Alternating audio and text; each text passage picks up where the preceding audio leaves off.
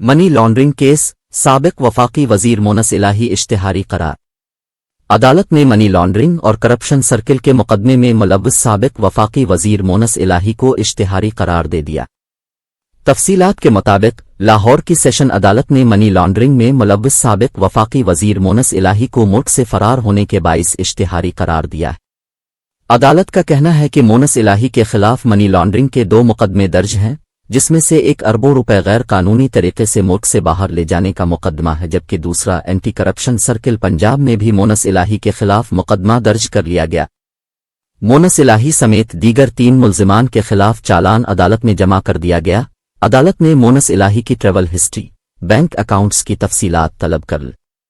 عدالت نے مونس الہی کا شناختی کارڈ، پاسپورٹ، بینک اکاؤنٹ، تمام جائیداد کے منجمد ہونے کی کارروائی کا آغاز کر دیا ہے۔ عدالت نے پاسپورٹ، شناختی کارڈ اور رہائش گاہ کا درست ایڈریس بھی طلب کیا ہے۔